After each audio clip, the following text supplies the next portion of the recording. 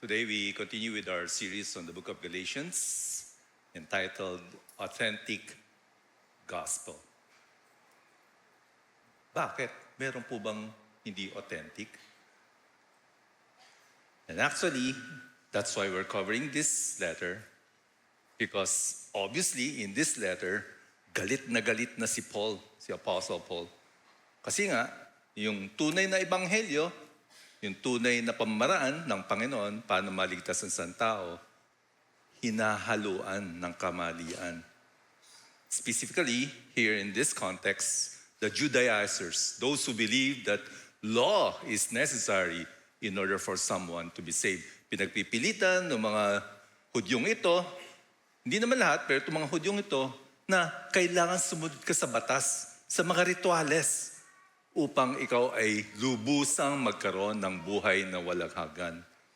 Kaya sinulat ni Pablo ang letter na to the region in Galatia in order to address this problem. And that's why authentic gospel. So it is crucial that you and I grounded tayo sa katotohanan ng salita ng Diyos.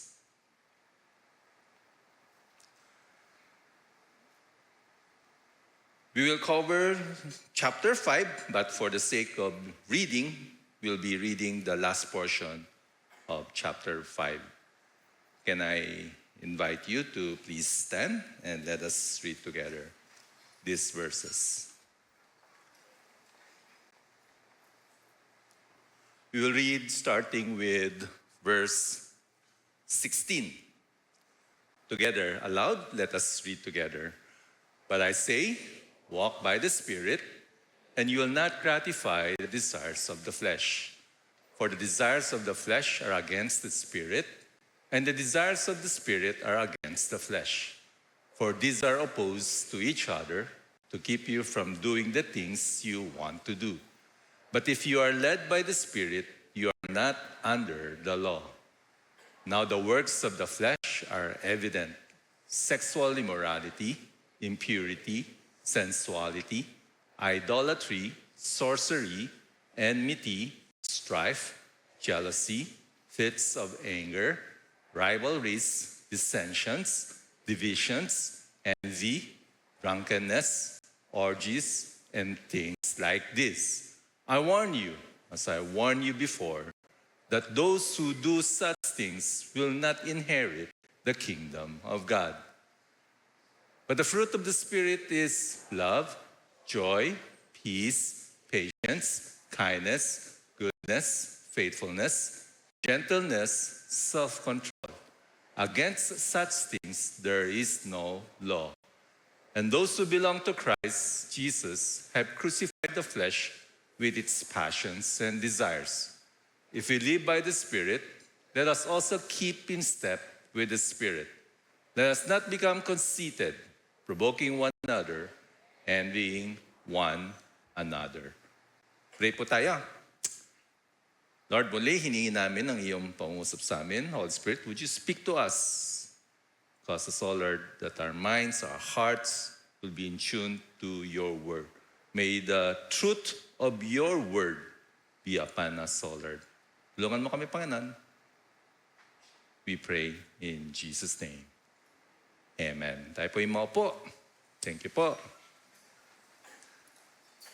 2 Sundays ago, we talk about the importance of faith. By faith. Hindi dahil sa pamagitan ng pagsunod ng batas, tayo maligtas. It is by faith. Sa pamagitan ng pananampalataya sa ating Panginoong Hesus, kung anong ginawa niya. Last week, Elder Roel preached to us entitled Free. Free from the law, free from many things. We will look at those numbers again later. So today, gusto na naman natin makita, ano yung ibig sabihin ng you have the freedom in Christ? Ano yung ibig sabihin ng you have been freed? Ano yung ibig sabihin ng you have the freedom by the Holy Spirit? At nawa, makita to sa ating buhay. Let's start. Galatians 5. Sabi sa verse 1, for freedom, Christ has set us free. Stand firm, therefore, and do not submit again to a yoke of slavery. Meron na tayong kalayaan. Jesus Christ has set us free. Stand firm. Maging matatag tayo. We can see here the work of Jesus Christ. But also, we find commands, imperatives sa Bible. Sinasabi ng salita ng Diyos, ito ang gagawin niyo ha. Maging matatag kayo. Kasi nga, pag hindi ka naging matatag sa pananampalataya, hindi ka naging matatag sa pagbabasa ng salita ng Diyos at panghawakan mo yung sinabi ng salita ng Diyos, pwede kang malinlang. Therefore, do not submit again to the yoke of slavery. Huwag ka na uling magpapaalila. Ano bang ibig sabihin ng huwag ka na magpapaalila? GCF people, sana, at this point in your Christian walk, medyo matagal-tagal na rin kayong umaattend, napapansin nyo kung paano kami mag-preach dito. Chapter by chapter, kino-cover yung buong book. Hindi yung tinikling theology. Anong sabihin ng tinikling theology? Kukuha ng isang prinsipyo, ipipilit ang verse. Ito ang magandang prinsipyo to sa buhay, tapos ipipilit yung verse. Pag binasa mo naman yung konteksto ng verse na yon, ay alay, hindi naman yun ang sinasabi ng verse na yun eh. So dito, kino-cover natin, chapter by chapter, the whole book, para makita natin yung konteksto. The context will tell you kung nami-misapply or misunderstand ang verse. Alright? So here, ano ba yung sinasabing you have been, do not submit again to the yoke of slavery. Ano yung slavery na tinutukoy? Huwag kang papalipin. Huwag kang papalipin saan? Okay? Balikan natin yung Galatians 4. Ganon yung para malaman mo kung ano yung konteksto ng verse. Huwag mo lalagyan ng kahulugan na hindi naman yun ang sinasabi. Ang pinaka-best, babasahin mo yung verse. Uy, ano ba ibig sabihin? Basahin mo yung paragraph, basahin mo yung buong chapter, basahin mo yung buong libro, yung Galatians. At pinakamalaga, basahin mo yung buong Bible.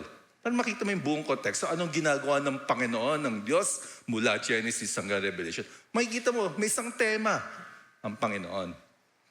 Tulad nito, sabi sa Galatians 4, bumalik tayo one chapter before chapter 5. In the same way, we also, when we were children, were enslaved to the elementary principles of the world. So yun, may slavery pala dito. So yun ang konteksto kasi one chapter before. Meron daw pagkakaalila sa mga alituntunin ng mundong ito. Ano ba yung sinasabi ng mundo? Ano ba yung tinuturo sa'yo? Naalila ka. Napapasunod ka kasi yung sinasabi ng mundo. But when the fullness of time had come, God sent forth His Son, born of a woman, born under the law, to redeem those who were under the law, so that we might receive adoptions as sons. And because you are sons, God has sent the Spirit of His Son into our hearts, crying, Abba, Father. So you're no longer slave, but a son. And if a son, then an heir to God. Hindi ka na ngayon alila, ikaw ngayon ay anak na ng Diyos. Dito pa, sa verse 8, formerly, when you did not know God, you were enslaved to those that by nature are not God's. Nung hindi mo pa nakikilala ang Panginoong Sus, alila ka ng mga Diyos-Diyosan, ng mga hindi tunay na Diyos. Sunod-sunuran ka. Hindi ba lahat tayo, yun ang pinanggalingan natin? Sinasabi natin, ay hindi naman ako sumasamba sa Diyos-Diyosang yan, yung imahe na yan. Hindi ako sumasamba, paalala lang yan. Pero pupunasan mo natin. Pupunasan natin. Hindi ba? Aalayan natin. Sabi na, hindi naman ako sumasamba, pero aalayan mo. Magdadasal ka. Kasi nga, yun ang kinagisnan ng mundong ito. Itong kinagisnan ng natin mula sa mundong ito. Pero ang sabi ng salita ng Diyos, hindi ka na ngayon alila na sumamba sa mga hindi tunay na Diyos. Pinalaya ka na. Hindi ka na nakakadena, hindi ka na nakaposas. Kasi yung katotohanan ng patungkol sa Panginoon Jesus, nasa sayo na. Nakilala mo ng tunay na Diyos. Hindi mo na kailangan paalila. Kasi pag alila, isang sut-sut, lika, sambahin mo yung Diyos-Diyosan. Samba ka naman. Hindi ka na nga alila. Kasi nga, meron ka ng kalayaan na sambahin ang tunay na Diyos. But now that you have come to know God, ngayon kilala mo na ang tunay na Diyos, or rather be known by God, kilala ka ng Diyos, how can you turn back again to the weak and worthless elementary principles of the world, whose slaves you want to be once more? Pagmamayari ka na ng Diyos, tinubos ka na. Yan ang ibig sabihin ng tinubos. Tinubos ka na, inalis ka na sa pagiging alila ng mga lituntunan ng mundo, ng pagsamba sa Diyos-Diyosan, iniligtas ka na, tinubos ka na. Nasa Diyos ka na. Bakit ngayon? Patuloy pa rin, sasamba ka pa rin sa mga Diyos-Diyosan, sa mga imahen mo. Di ba't malaya ka na? Hindi mo na kailangan katakutan yung mga yan. Wala yan. Mga bato lang yan.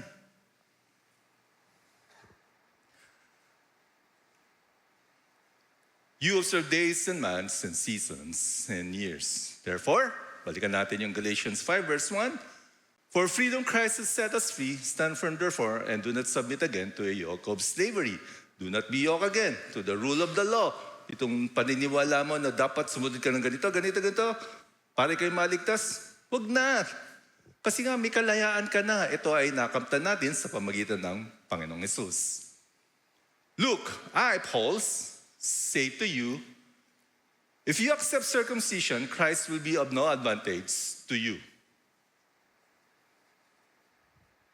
The word circumcision, parang mas maganda sabihin kung sa English. Pag sa Tagalog, parang, lalo na mula sa pulpito, parang nakakahiya sabihin. Alam naman natin ibig sabihin ng circumcision sa Tagalog. Sino ditong lalaki hindi nakakaalam? Ito, may sasabihin ako sa inyo, ito matatandaan nyo. At sa susunod, nagbabasa kayo ng Bible, meron kayo nakitang meme, maaalala nyo sa pamagitan ng salitang circumcision. Ito yung isa sa mga bakit ang daming denominations at katuruan sa mundo ng mga Kristiyano. Kasi nga, pag kinuha mo yung one verse, nalagyan mo ng kahulugan na gusto mo, mukhang tama. Kaya mahalaga, konteksto. Imagine, kinuha mo yung verse na to na nag-iisa at hinanapan mo ng aral. Ang sabi dito, if you accept circumcision, Christ will be of no advantage to you. Inuwi mo yung verse. Yan lang ang verse na dala-dala mo.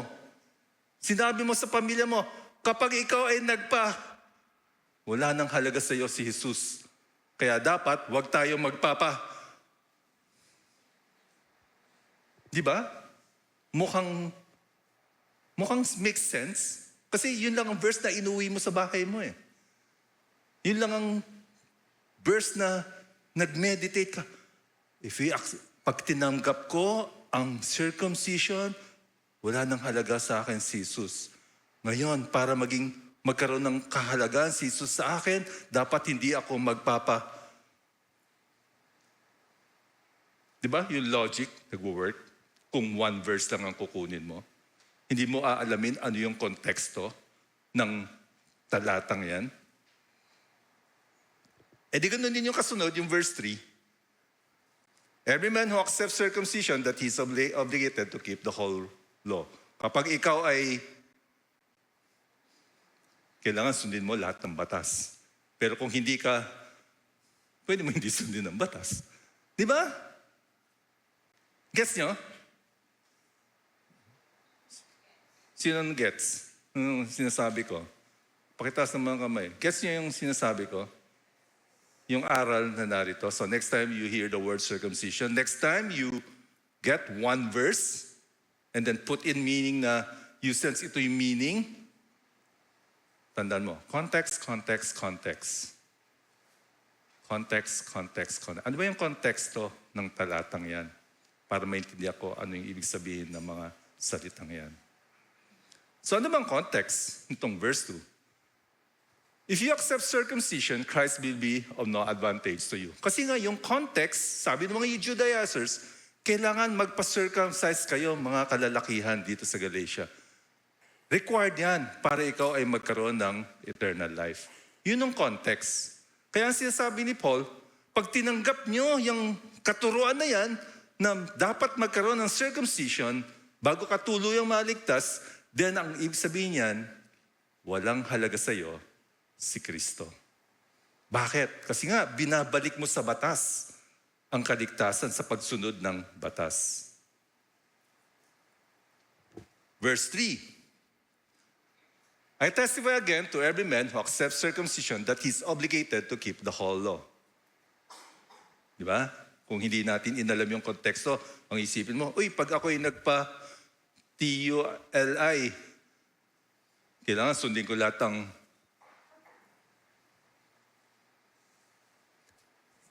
Ang ibig sabihin ni Paul dito, kung ikaw tinanggap mo ang katuruan na dapat magpa-circumcise bago magkaroon ng buhay na walang hanggan, magiging totoo lang yan kasi required ka ngayon, obligated ka ngayon na sundin lahat ng batas.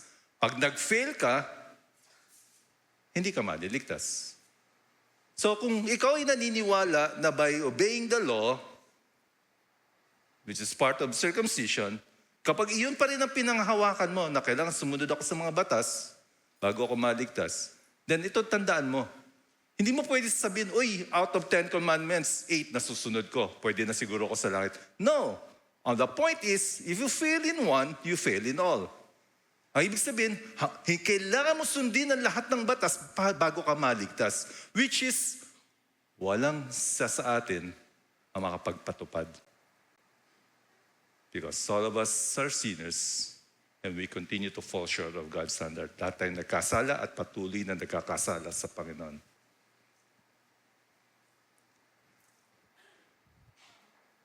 Verse 4. You are severed from Christ, you who would be justified by the law, you have fallen away from grace. Ikaw, na patuloy pa rin na nagpipumilit, sabi ni Paul. Nagpupumilit ka na sa pamagitan ng pagiging mabuti, pagsunod sa batas, bago ka maliligtas. Ang ibig sabihin lang yan, napaiwalay ka na kay Kristo. Sapagkat napalayo ka na sa biyaya niya.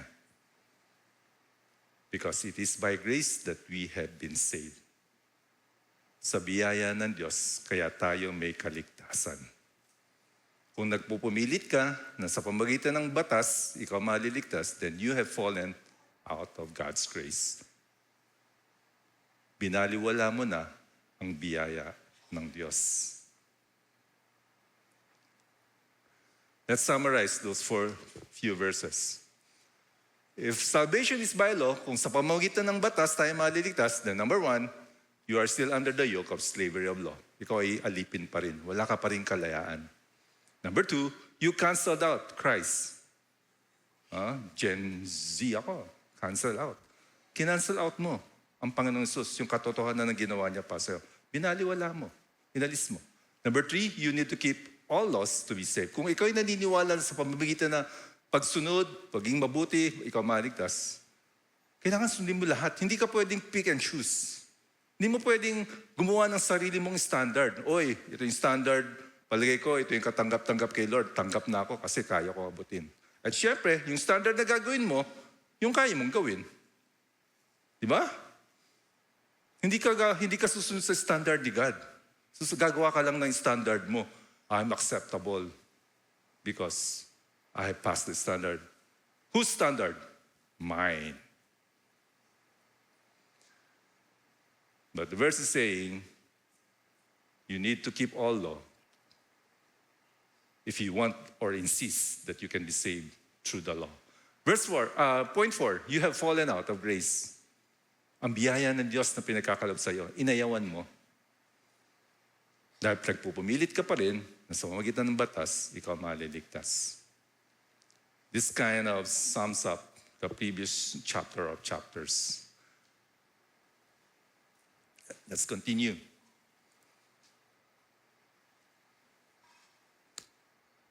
For through the Spirit, by faith, we ourselves eagerly wait for the hope of righteousness. For through the Holy Spirit. Sa pamamagitan ng Banal Espiritu, by faith, sa pamamagitan ng pananampalataya, we eagerly wait for the hope of righteousness. Naghihintay tayo. Meron tayong hope of righteousness. The hope of righteousness. The righteousness that we have in Christ and the completion of this righteousness. Kasi nga si Paul, every time may sinulat siya, pag sinabi niyang, we have this hope, we wait for this hope. Tinutukoy niya yung the day of the Lord, tinutukoy niya yung pagbabalik ng Panginoon Jesus, tinutukoy niya kung saan makakompleto yung ginawa ng Panginoon Jesus para sa atin. Ano ibig sabihin ng kompleto? Well, you and I are saved by grace through faith. Meron tayong kaligtasan. Pero meron pa tayong inaabangan. Hindi po ba? Meron pa tayong hinihintay. At yung hinihintay natin, yung araw ng pagbabalik ng ating Panginoong Jesus, kung saan may experience natin completely yung salvation na kinumpleto ng Panginoong Jesus para sa atin. That means we will be transformed. One day, God will give us this new body. One day, there won't be tears, there won't be pain anymore. That's the hope of righteousness. We all eagerly wait for that. Do we? Are you eagerly waiting for that? Kaya kung ikaw ay may pinagdadaanan na hindi mo makita ang solusyon, blessed are you. Because in your heart, totoong-totoo yung you are eagerly waiting. But if you feel that everything is comfortable, wala. Monday to Friday, you're enjoying this temporal world. So yung blessedness na sinasabi ng Panginoon ay para sa'yo. Para sa'yo na naghihintay sa pagbabalik ng Panginoong Jesus. Totoong-totoo sa heart mo. Kaya ang sabi ng salita, blessed are you. Pinagpala ka. Kaya huwag ka na mag-cry-cry.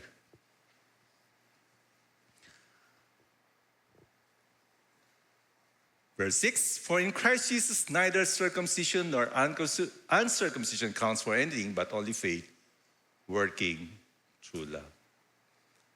Malinaw ha?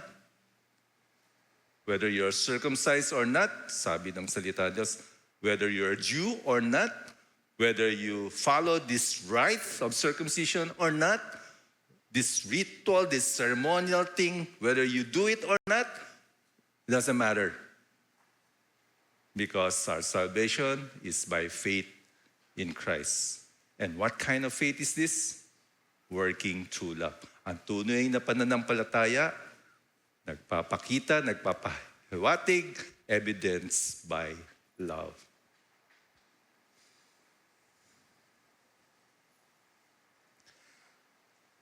Let us keep this in mind. You are freed from the yoke of slavery to the law through faith in Christ.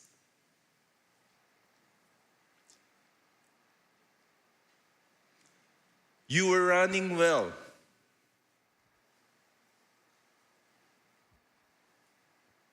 You were running well. Saan pa ba ginamit ni Paul tong you are running well? Hindi ito yung pupunta ka sa oval, ha? You are running well. You're running well. I've kept the faith. I've run the race. I fought the fight. So yung run na tinutukoy ni Paul dito ay yung Christian journey. Yung ating buhay pananampalataya. Sinabi rin niya sa Corinthians yun about, all runners run to win the prize. So, kailangan may discipline, kailangan may self-control.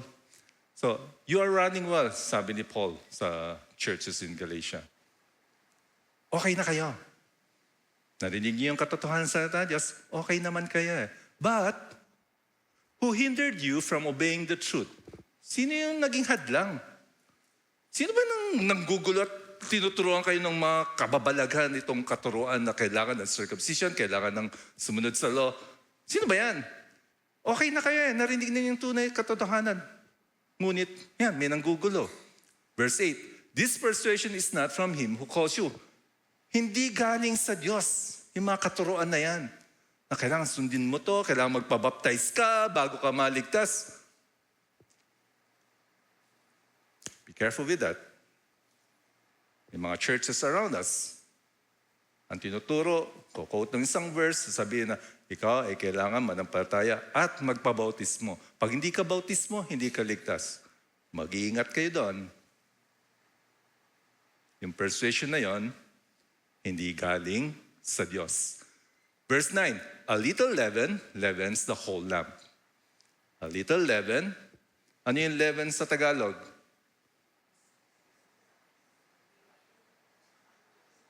Yung mga bakers dito,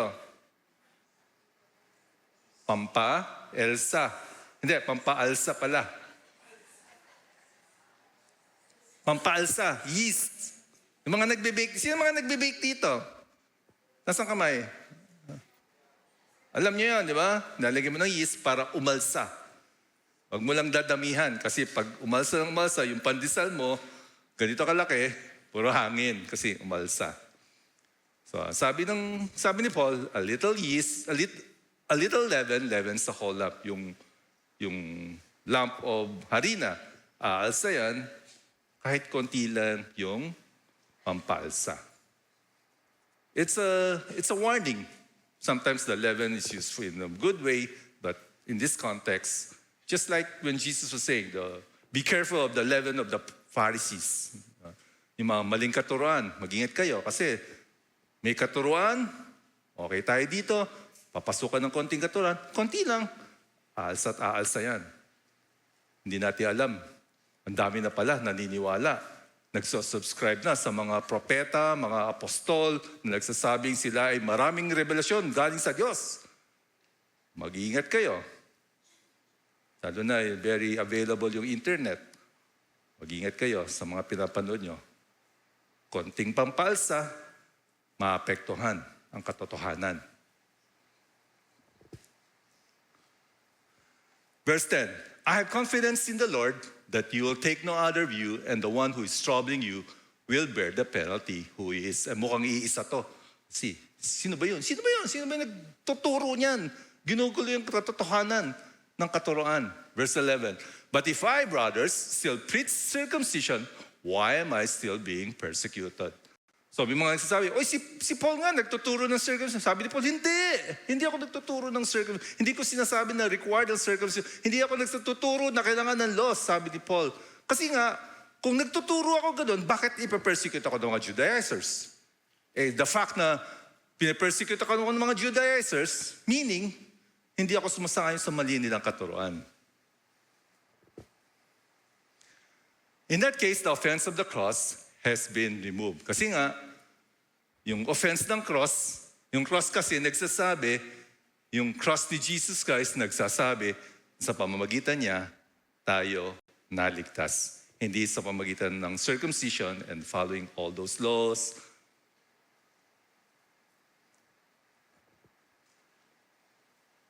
Alam ba ninyo na ang kaligtasan ay sa pamamagitan ng gawa?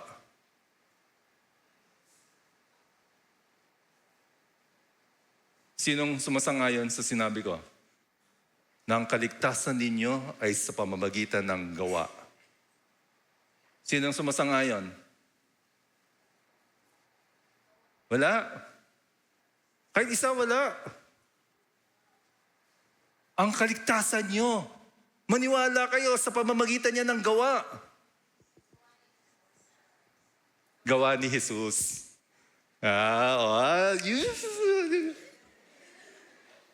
Sa nakagets. Lahat kayo tahimik. Ang kaligtasan nyo ay sa pamamagitan ng gawa ni Jesus. Hindi gawa mo. Hindi mo gawa kaya ikay ligtas. Hindi mo gawa kaya ikay may buhay na walang gan. Gawa ni Jesus dahil sa kanyang ginawa.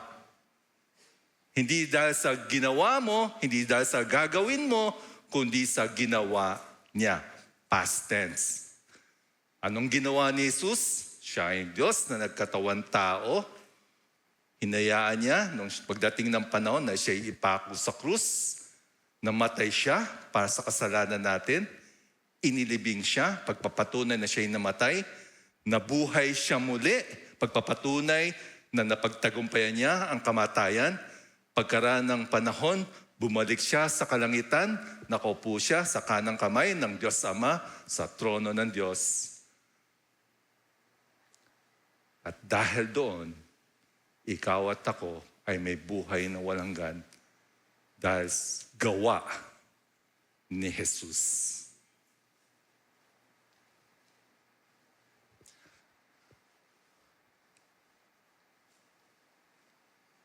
Verse 11, but if I, brothers, we're done with that. Verse 12.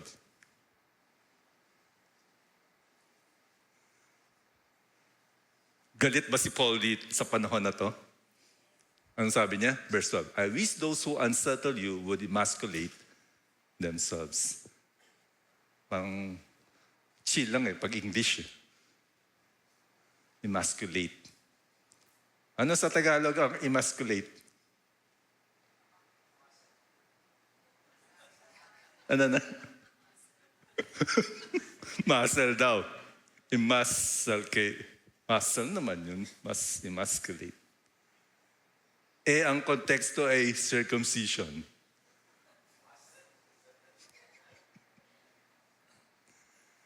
Yes, I think one of you sometimes asked me in the past, so Pastor, how do you read the scripture? How do you know the atmosphere of the letter? Paano mo masasense kung ano na ba yung atmosphere? Si Paul ba ay, yung sumulat ba ay galit? Siya ba ay nag-encourage? Siya ba ay desperate? Siya ba ay napapagod? Sa Book of Psalms, masasense mo yun. Pag binabasa mo, crying out to God. Dito, ano yung sense nyo?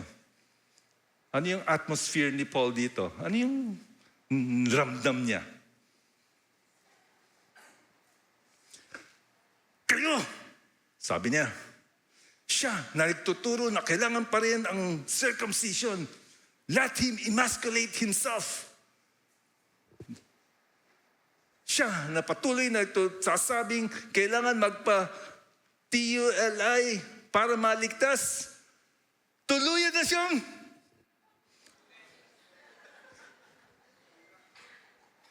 ganon na kagalit si Paul. Kaya, pasensya na po kayo, Green Hills Christian Fellowship, kung dito sa GCF, napakahipig naman ng mga pastor na to magturo. Hindi ba pwedeng, basta we feel motivated, yung verse na Jeremiah 29:11, yung pa rin ang aking life verse. Di ba okay lang yun? Basta motivated ako, nagsaserve ako. Mga pastor na to, higpit-higpit, context.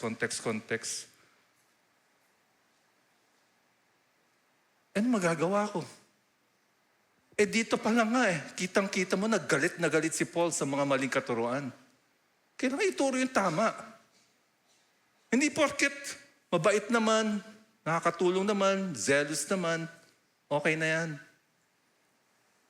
Kung okay lang yan, di si Paul hindi niya sinabing emasculate. Sinabi niya, kapala na lang ng bad aid. Walang tumawa.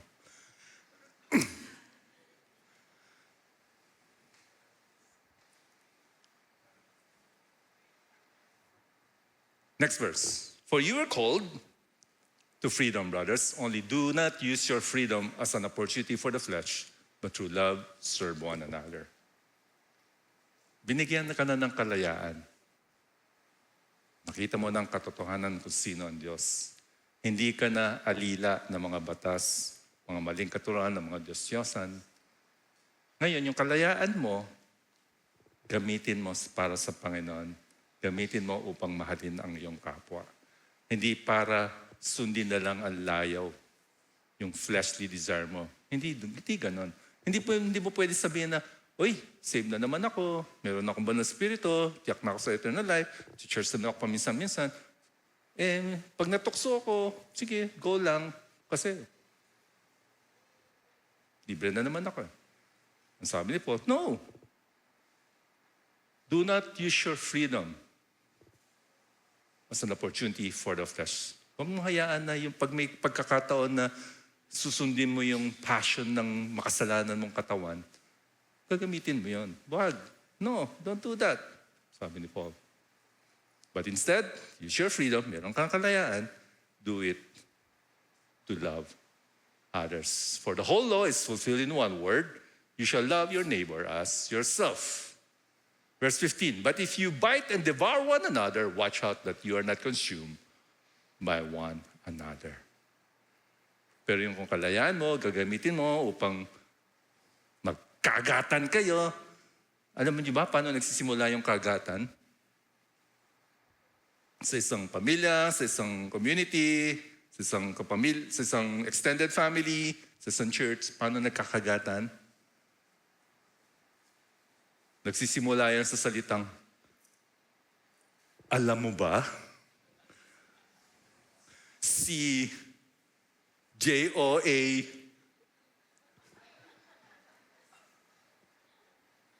nagsisimula yan sa alam. Pero hindi naman sa naninira ako Huwag mo nang ipagsasabi. Next day, buong church alam. That you devour and bite each other. That's not love. That's not loving others.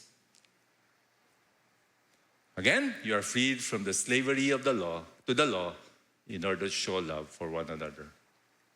Tandaan natin yan. Let's continue. Verse 16, but I say, walk by the Spirit, and you will not gratify the desires of the flesh. Walk by the Spirit, and you will not gratify the desires of the flesh. Itong pagnanasa ng katawang makasalanan, hindi mo siya papayagan if you walk by the Spirit. Ano yung walk by the Spirit? Walk like an Egyptian, alam ko, pero walk by the Spirit. Ano yun? Walk by the Spirit. So, generally, when Paul uses that phrase, he meant you walk accordingly to what the Spirit wants and under the power of the Holy Spirit. Yung guidance ng Holy Spirit, yun ang susundin mo at magre-rely ka sa Holy Spirit. In other words, the Holy Spirit that indwells in you, na ng banal Spirito sa iyo, nung tinanggap mo ng Panginoong Sus, siya yung dahilan bakit na-born again ang iyong Spirito, siya yung dahilan bakit meron ka ng sense of sino yung tunay na Diyos, at meron kang this assurance, security, na dahil sa Panginoong Sus, meron kang buhay na walang hanggan, kasi na-born again yung Spirit mo. Yung banal Spirito na naan sa iyo, ginagabayan ka kasi sabi rin ng salita ng Diyos, the Holy Spirit that lives in you will remind you of the teachings of Christ. Paalalahanan ka. Masisense mo yun, makakonvict ka. Papansin mo yun, ay, 5 araw na akong hindi nagbabasa ng Bible. Paalalan ka ng salita ng banal na Espiritu. Sino dito na paalalan kanina? Iko-convict ka. I-remind ka ng teaching. So, to walk by the Spirit, walk is not merely walk, but to live. It's an expression Paul used several times. Mamuhay ka by the Holy Spirit. So, gagabayan ka, He will be your guide, He will be also your empowerment. Kasi nga, if you rely on your flesh, then you'll not be able to follow. But you have to rely on the power of the Holy Spirit that lives in you. Siya yung nangungusap sa'yo, nagbibigay sa'yo ng kalakasan. Siya yung nagbibigay sa'yo ng kagalakan na sundin. Hindi lang paalala sa'yo kung ano yung dapat mo gawin, pero siya rin magbibigay sa'yo ng kalakasan. Gagawin ko to, susundin ko to. Gigising ako ng umaga tuwing Sunday para hindi ako malate sa church. Siya yun. So, ang paalala, it's a present tense, continuing tense. Meaning, hindi siya one time. Hindi sabihin, walk on Spirit ako today. Ibig sabihin, walk by the Spirit ako today, now, mamaya, walk by the Spirit ako, mamaya, walk by the Spirit ako, mamayang gabi, walk by the Spirit, bukas, walk by, it's a continuing tense. Meaning, it's a moment-by-moment thing that you walk by the Spirit, that you live by the Spirit. And that's how the Holy Spirit will work in you so that what is true in you, the righteousness of Christ, will be evident. And also, yung fleshly desire, yung desire na hindi na makasalanan, hindi nawawala na sa iyong buhay. Nababawasan in a sense. Because we all will go through the struggle. Kasi nga, verse 17, for the desires of the flesh are against the Spirit, and the desires of the Spirit are against the flesh. For these are opposed to each other to keep you from doing the things you want to do. So meron pa ring desire in us because we're still fallen, in this fallen body.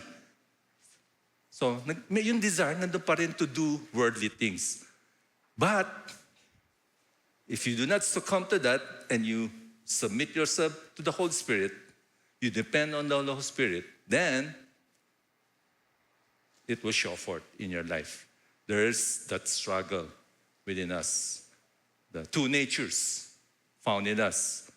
One, fleshly or kasalanan. Second, in the Spirit, which is godly. So, meron tension within us. Feel ba niyo yun? Yung tension? Tension na susuko ba ako sa kasalanan or sasambit ako sa Holy Spirit? And if there's tension in you, then that is but an evidence that the Holy Spirit is in you. So, ang command, continue to walk by the Holy Spirit. And verse 18 reads, if you are led by the Spirit, you are not under the law. So ano mangyayari if you keep on living or walking by the Spirit, you will not gratify the desires of the flesh. Ano ba yung mga desires of the flesh? Marami. Ano ba yung pagnanasa ng makasalanang laman? Sexual immorality, impurity, sensuality. Basahin natin sa Tagalog.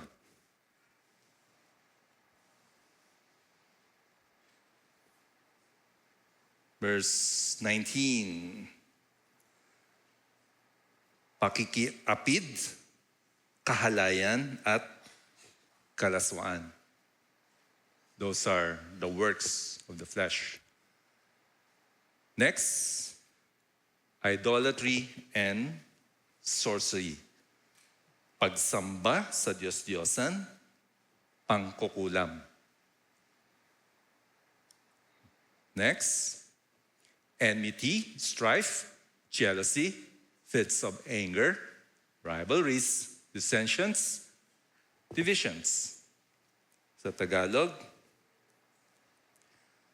pagkapuot, pag-aaway-away, pagsiselos, pagkakagalit at kasakiman, pagkakampi-kampi at pagkakabaha-bahagi. Envy, drunkenness, orgies, pagkainggit,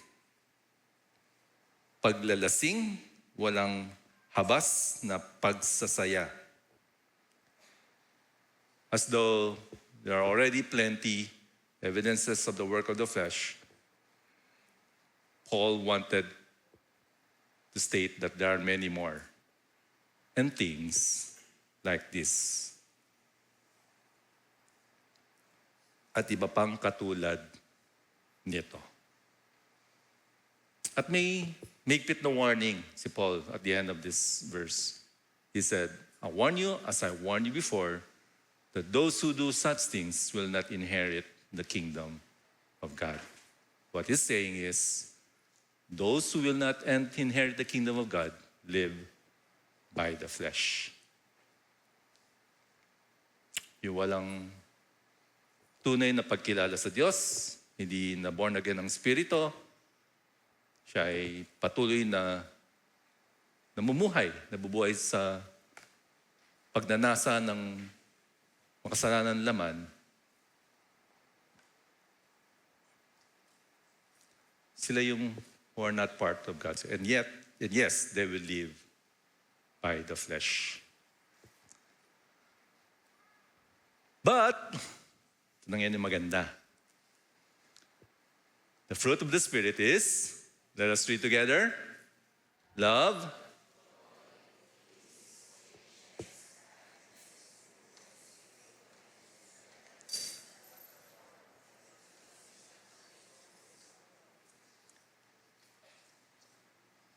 every time I come across this fruit of the Spirit, I'm convinced that this is what we want more than anything else.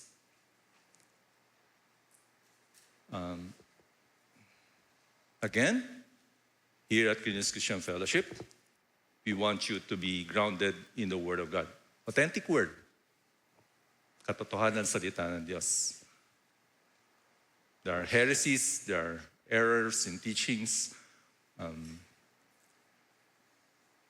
Minsan mahirap i-deal kasi what if one is motivated by such a verse, although the text, the passage, the verse was taken out of context. So ang hirap i-deal.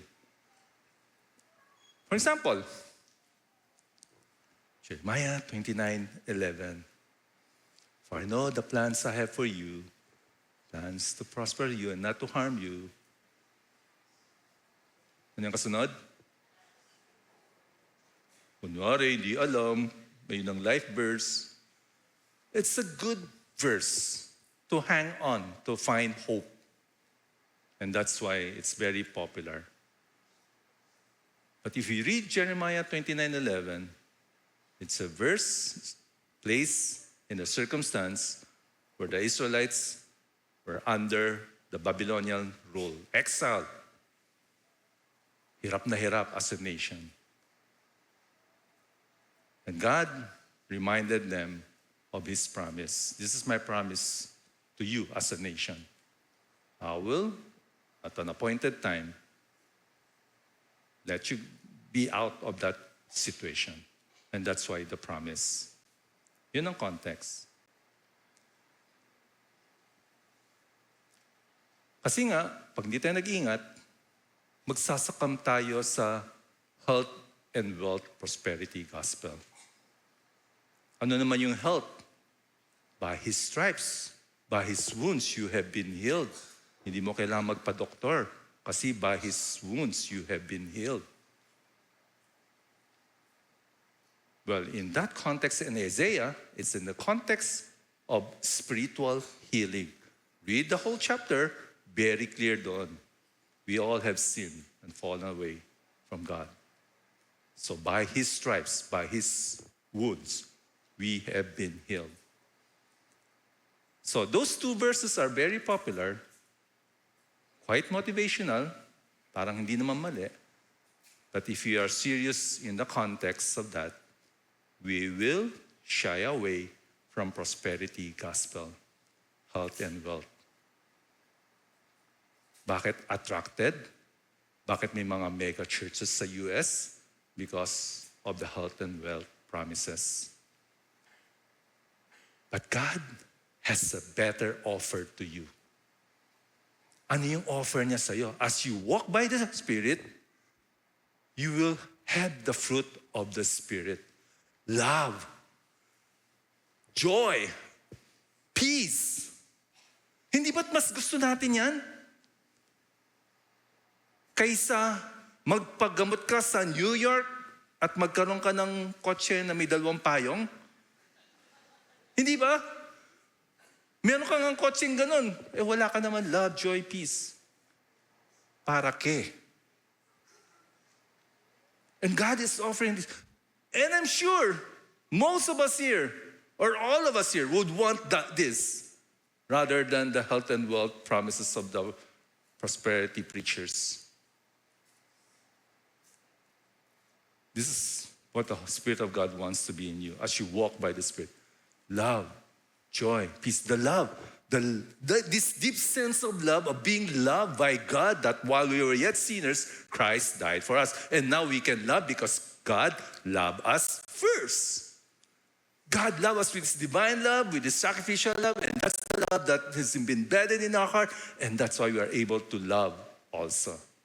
Joy, kagalakan, that in spite of your circumstance, you have this sickness, you are struggling with money, you have problems at home, you have joy, kagalakan na galing lang sa Banal Espiritu. Because you know that God is sovereign, that He is your God. He is holding you in the palms of His hand. You have peace, peace beyond understanding.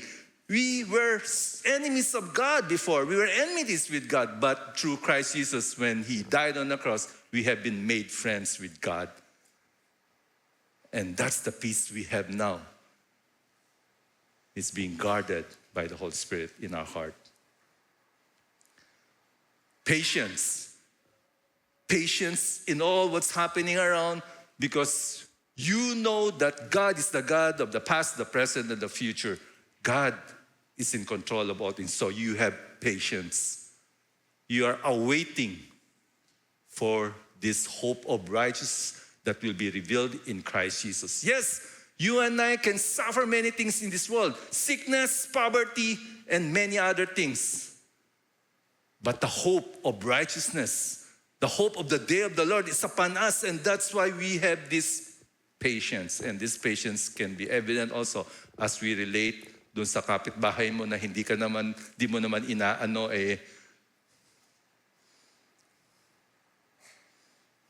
sa FB kasi ako, kaya alam ko yung joke niya. Kindness. You are able to show kindness to others though they are undeserving. Hindi niya deserve. Sige, imbitahan pa rin natin. Goodness, to show goodness to others. It is the fruit of the Spirit that is upon us. Faithfulness. Gentleness. Hoy, ikaw ha? Sasapakin na kita. May gentleness. Self-control. Yes. Self-control. And I'm sure every time you are able to exercise self-control sa mahirap na sitwasyon, pagkatapos ng hapon na yun, praise God, hindi ako yun, Lord. Nagkaroon ako ng self-control. Mumurahin ko na sana, pero meron self-control because it's the fruit of, because you are walking by the Holy Spirit. You know the guidance of the Spirit, and you are being empowered by the Holy Spirit. And sabi sa dulo, against such things, there is no law. Sino ba naman ang gagawa ng batas panlaban sa ganyan dito sa fruit of the Spirit? Wala. There's no law to follow because these are the fruit, or is the fruit of the Spirit.